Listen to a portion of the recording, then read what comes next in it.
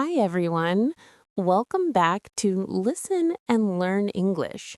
We are so happy and excited that you're spending your time with us today, and we truly hope you're having a wonderful day wherever you are listening from. Hello, dear friends. It's great to be here again with you and with Emma. How are you today? Are you feeling energetic and motivated, or maybe just a little bit tired but still ready to learn something new? That's a very honest question, Tom. Some days we feel amazing, and some days we just need coffee and positive energy. Yes, especially if you went to the grocery store when you were already hungry. That is always a dangerous situation. Oh, yes. Never go grocery shopping when you're hungry. That's rule number one. Suddenly, everything looks delicious and necessary. Exactly. And that's why today's topic is very practical and useful. Going to the grocery store.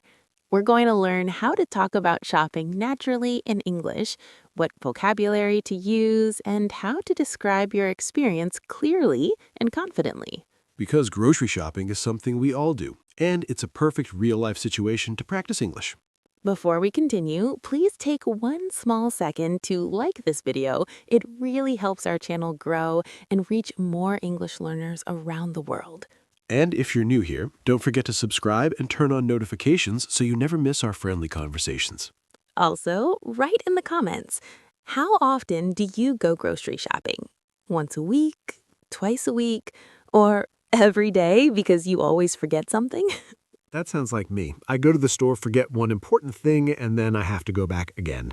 That happens to many of us. All right, friends, let's grab our shopping list and enter the store in English. Before I go to the grocery store, I usually spend a few minutes planning what I actually need because without a plan, I often forget important items and buy unnecessary things instead. That is very true. If I don't make a plan, I walk into the store confidently and walk out without the one thing I really needed. Exactly. That's why making a shopping list is very helpful. In English, we say, I'm making a shopping list. So a shopping list is simply a written list of the things you need to buy. Yes, and here are some useful sentences you can use.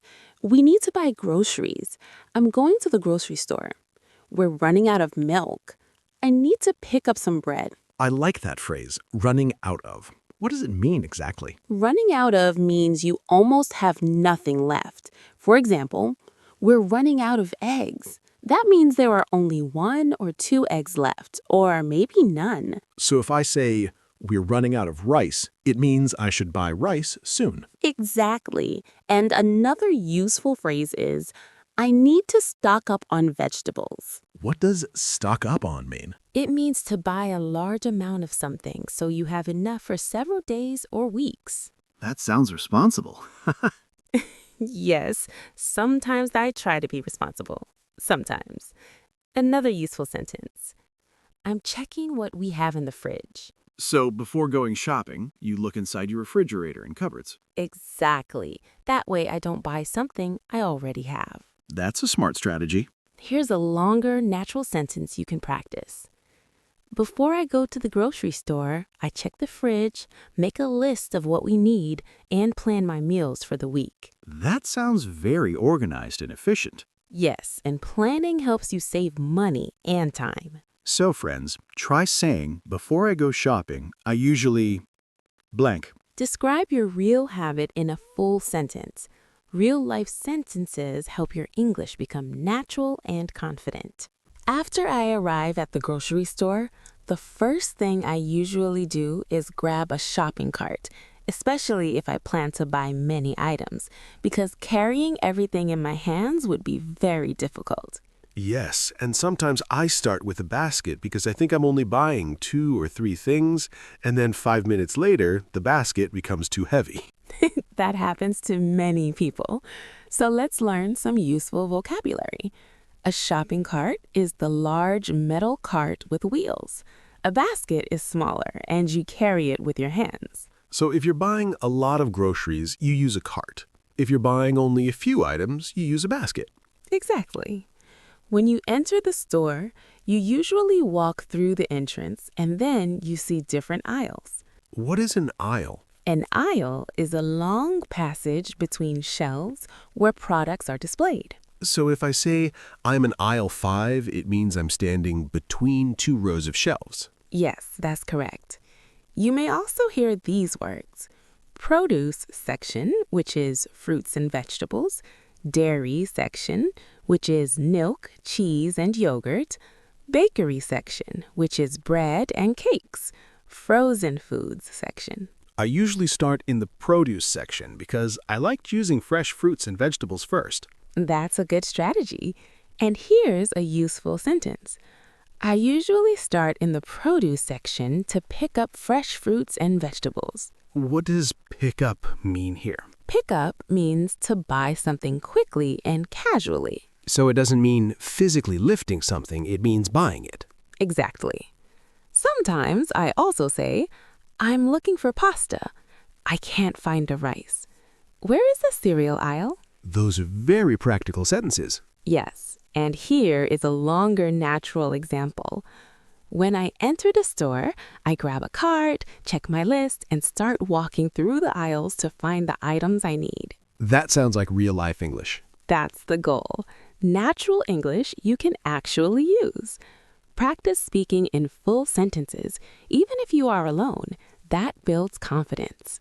When I start choosing products in the grocery store, I try to be careful and thoughtful because there are usually many different brands, sizes, and prices for the same item, and it can sometimes feel a little confusing.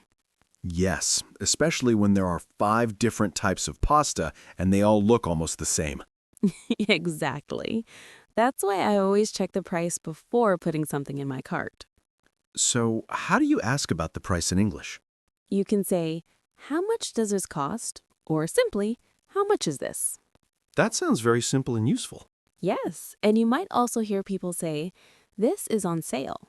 What does on sale mean? On sale means the item has a lower price than usual. It's being sold at a discount. So if something is on sale, it's cheaper than normal. Exactly. Another important thing I check is the expiration date. What is the expiration date? The expiration date is the date printed on food that tells you when it is no longer safe to eat. So it's important to look at the expiration date before buying milk or yogurt. Yes, especially dairy products. Here are some useful natural sentences. I prefer the cheaper brand. This one looks fresher. I'm comparing prices. That's too expensive for me. I like the phrase comparing prices. It sounds practical. Yes, comparing prices means looking at different products to see which one gives you better value. Sometimes I also say, I think I'll try this new brand. That's a great sentence. It shows you're open to trying something different. Here's a longer natural example. Before I put an item in my cart, I check the price, compare different brands, and make sure the expiration date is still good. That sounds very responsible and careful. Grocery shopping may seem simple, but it's a great way to practice everyday English in a real situation. And it also helps you become a smarter shopper. Exactly. English skills and smart shopping skills together. Sometimes when I'm at the grocery store, I cannot find a specific item, even if I walk through the same aisle 2 or 3 times. And that's when I decide it's better to ask an employee for help instead of wasting more time. Yes, I've done that before. I keep walking in circles, hoping the product will magically appear. That happens to everyone. So here's a very useful and polite way to start. Excuse me, could you help me? That sounds very polite and respectful. Yes, and after that you can say, I'm looking for the rice, or where can I find the olive oil? I like the phrase I'm looking for. It sounds natural. Exactly. It's better than just saying one word like rice, which sounds too short and not very polite. So full sentences are always better. Yes. Another useful sentence is, do you have this in a different size? This is helpful if you see the product but want a bigger or smaller version. What if the item is not on the shelf? Then you can say, do you have this in stock? What does in stock mean? In stock means the store still has the item available, maybe in storage or in the bag. So if they say, sorry, it's out of stock, it means they don't have it. Exactly. Here are some more natural phrases. Could you tell me where the bakery section is? Or, is this the only brand you carry? Or, can you recommend something similar? That last one is interesting. It shows you are asking for advice. Yes, and sometimes employees are very helpful and friendly. I once asked an employee where the cereal was, and he walked with me all the way to the aisle instead of just pointing. That was very kind. That's a great example of customer service. Here's a longer, natural sentence you can practice. When I can't find something in the store, I politely ask an employee for help and explain exactly what I'm looking for. That sounds clear and confident. Remember, speaking politely makes your English sound more natural and professional. And don't be afraid to ask questions. That's how you learn, both in shopping and in English. After I finish putting all my items into the shopping cart and carefully checking my list one last time to make sure I didn't forget anything important, I walk toward the checkout counter to pay for my groceries. That moment always feels satisfying, especially when I remember everything I needed and don't have to come back later. Yes, that feels like a small victory. So let's learn some useful vocabulary for this part of the shopping experience. When you go to pay, you stand in line. In American English, we say stand in line, and in British English, they often say queue. So if I say there's a long line, it means many people are waiting to pay. Exactly. The person who scans your items is called the cashier. What does scan mean here? Scan means to pass the item over a machine that reads the barcode and shows the price. So the cashier scans each item and then tells you the total. Yes, and the cashier might say, your total is $45.80. Then they might ask, how would you like to pay? That's right. And you can answer, I'll pay by card, I'll pay in cash, I'm using my debit card, I'm paying with my credit card. What if I want proof of my purchase? Then you can say, can I get a receipt, please? And receipt is the printed paper that shows what you bought and how much you paid. Exactly. Sometimes the cashier will ask, do you need a bag? And you can say, yes, please, or no, that's okay. Here's a longer, natural sentence you can practice. After the cashier scans all my groceries, I pay by card and put everything into reusable bags. That sounds very natural and practical. Grocery shopping is full of small conversations, and each one is a chance to practice real English. Even something simple like saying, thank you, have a nice day, is part of daily communication. Yes, and that simple sentence makes you sound polite and confident. I want to share a small story about something that happened to me at the grocery store a few months ago, because real stories make vocabulary easier to remember and help you understand how English is used naturally in everyday life. I'm ready. Was it something funny? A little embarrassing, actually. I went to the store in a hurry because I needed a few things for dinner, and I thought I could finish shopping very quickly without making a list. That already sounds risky. Yes, it was. I walked through the aisles confidently, picked up vegetables, pasta, and sauce, and went to the checkout feeling very satisfied with myself. So everything was perfect? Not exactly. When I arrived home, I realized I had forgotten the most important thing, the chicken. Oh no. So you had everything except the main ingredient? Exactly. In English, you can say, I forgot the most important item, or I completely forgot about it. That's a very useful sentence. I completely forgot. Yes, and I had to go back to the store again. That must have been frustrating. It was, but it also taught me a lesson. After that day, I always make a shopping list before leaving the house. That's a good example of learning from experience. Here are some storytelling phrases you can use. One time, I went to the grocery store and I realized that I had forgotten something. I had to go back. After that, I decided to... I like that structure. First the problem, then the realization, then the solution. Exactly. It helps you speak clearly and organize your story in English. So friends, try telling your own grocery story. Maybe you bought too much food. Maybe you forgot your wallet. Maybe you chose the wrong product. Speaking about real experiences makes your English more natural and more personal. And sometimes small mistakes create the best stories.